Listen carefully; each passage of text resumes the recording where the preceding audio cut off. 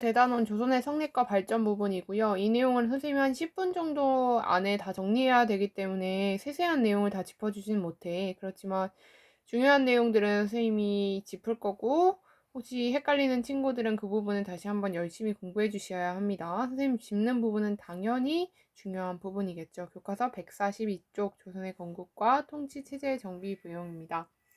자, 지난 시간에 고려에서 이제 새로운 나라 조선이 되었죠. 신진사대부와 그리고 신흥무인 세력, 대표적으로 이성계라는 사람이 위화도 회군을 통해서 고려의 왕을 몰아내고, 그리고 나서 과전법, 정도전과 함께 과전법을 실시했고, 조선을 그 다음에 건국했고, 한양을 수도로 천도했다라는 이 사건의 순서들 중요하다고 이야기했었습니다.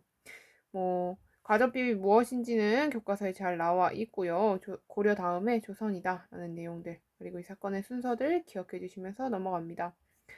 자, 계속해서 넘어가서 144쪽에 보면은 여러 왕들이 나오죠. 조선 전기의 여러 왕들, 대표적으로 태종, 세종, 세조, 성종의 이야기가 나오는데, 첫 번째 나오는 이 태종의 이야기 꼭 반드시 기억해 주시면 좋겠습니다.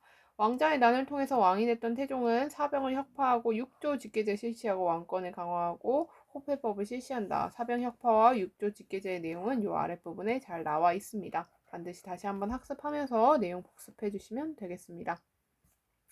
자, 교과서 146쪽의 중앙정치제도, 지방제도 어려운 내용이었죠. 반드시 기억해 주셔야 되는데, 여러 가지 조선의 중앙정치제도가 있었는데, 그 중에서 좀 특색 있는 것들이 있었죠. 그것이 바로 사관원, 사헌부, 홍문관 이 세 가지를 합쳐서 3사라고 불렀다. 사관원, 사헌부, 홍문관. 3사는 언론 기능을 하였다. 언론기관은 왕권과 또 관리들을 열심히 관찰하고 그들을 감찰하고 그들을 비판하는 기능을 하였다. 그리고 왕의 비서기관인 승정원, 의금부, 춘추관, 그리고 최고 국립기관이었던 성균관, 또 서울의 치안을 담당했던 한성부가 있었다. 당연히 중요하게 외워주셔야 되는 부분이죠. 나라를 운영했던 의정부와 육조 또한 기억해 주세요. 자, 지방행정체제 이것도 그냥 선명하게 기억해 주셔야 됩니다. 부목군현을 두었다. 또 모든 군현의 수령을 파견했다. 이건 어디랑 비교해서 그런 거야?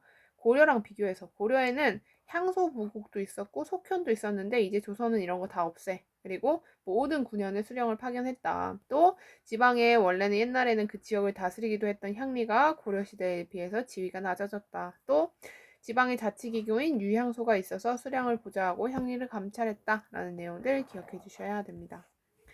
자, 넘어가서 관리등용제도 좀 살펴볼게요. 교과서 147쪽인데요. 여기 군사제도, 교육제도, 관리등용제도 나오는데 관리등용제도 중요하게 살펴봐 주시길 부탁드릴게요. 문과, 무과, 잡과가 있으며 보통 3년마다 시행되었고, 문과는 주로 양반이 응시하였는데 양반만 응시한 건 아니지 얘들아. 과거 시험을 볼 수 있는 것은 법제적으로 누구야? 양인이었지. 양인 모두가 볼 수 있었다라는 거 헷갈리지 말고 기억해 주시고요. 무관을 뽑는 무과가 있었고, 기술관을 뽑는 잡과가 있었고, 또 음서라는 제도, 시험 안 보고 고위 관리가 되는 제도가 있었는데 그건 고려시대에 대한 얘기고, 조선시대는 고위 관직에 올라가기가 어려웠다. 그래서 개인의 능력, 진짜 실력이 있는 사람이 관리가 되는 조선시대의 관리 등용 제도였다라는 내용 기억해 주시면 됩니다. 148쪽 안 하고요. 민족문화의 발달 쭉쭉쭉 넘어갑니다. 쭉 넘어가서 사림이 등장합니다. 봐봐. 교과서 154쪽 사림의 붕당과 붕당의 출현 부분이죠. 자, 이제 사림은 세조가 왕이 될 때 세조의 즉위를 도왔던 공신들로서 중앙의 관직들을 차지했다. 그리고 이들을 무슨 세력? 훈구 세력이라고 불렀다. 선생님 말 잘못했어. 사림이 아니라 이 원래 세조가 등장했을 때 왕이 됐을 때 그들을 훈구 세력이라고 했고요. 그리고 이렇게 중앙 정치의 실권을 장악하지 못하고 온건파 신진 사대부의 후계였던 학자들이 지방으로 가서 지방에서 자신들의 세력을 마련했는데 그들을 우리는 사림이라고 했었죠. 헷갈리지 말고 잘 기억해 주세요. 훈구파와 사림파 이렇게 대비되는 두 개의 세력에 대해서 했었죠.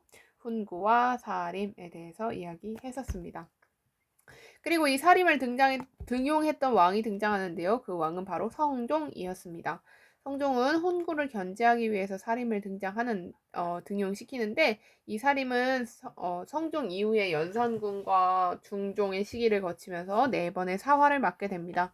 무, 갑자, 기묘, 을사, 사화. 다시 한번 무, 갑자, 그리고 기묘, 을사사화 여러 가지 사화들이 있었는데 각각 사화의 내용들 교과서 155쪽에 잘 나와 있고요. 그다음에 조광조라는 사람이 등장했었죠. 조광조가 여러 가지 개혁을 실시하는데 현량과, 소격서 폐지, 위훈 삭제 이런 개혁들을 실시해서 원래 중종이 조광조를 등용할 때 훈고파를 견제하기 위해서 조광조를 등용했는데 이 조광조의 개혁이 너무 급진적이다 보니 결국 중종도 이 조광조를 몰아내는데 동의하고 이때 많은 살인이 축출되었던 사건, 그 사건이 기묘사화였습니다. 이 기묘사화 잘 기억하기 위해서 기묘한 일이 일어났다 이렇게 기억하면 기억하기 훨씬 쉬운데요. 나뭇가지에 이름이 써 있었어. 뭐라고 썼어? 이 나뭇가지다. 주초위왕, 조광조, 주초 이거 합치면 조자야. 조씨가 왕이 된다. 이 당시 조씨 누구야? 조광조가 왕이 될 거라는 반역을 펼칠 거야 라는 이야기가 막 돌면서 그것을 빌미 삼아서 조광조를 내쳐냈던 사건, 그 사건이 바로 기묘사화였죠. 자, 그리고 나서 사림이 영원히 사라질 줄 알았으나 정작 정권에서 사라진 것은 정작 훈구파였고 이후에 정치 세력을 주도했던 것은 다시 사림이 되었다라고 이야기했습니다. 그러면서 이제 사림은 자기들끼리 학문적 정치적 뜻을 같이 하는 사람들끼리 동인과 서인으로 처음으로 나누게 되는데요. 뭐 이조전랑의 임명 문제, 그다음에 뭐 외척의 등용 문제, 이런 문제들로 서로 나뉘어서 싸우게 됩니다. 자, 이런 사림이 계속해서 4번의 사화를 거치면서도 계속해서 중앙정치에 등장할 수 있었던 이유는 바로 서원의 발달 때문이었는데요. 서원의 구조 이렇게 교과서 157쪽 아래쪽에 잘 등장해 있습니다.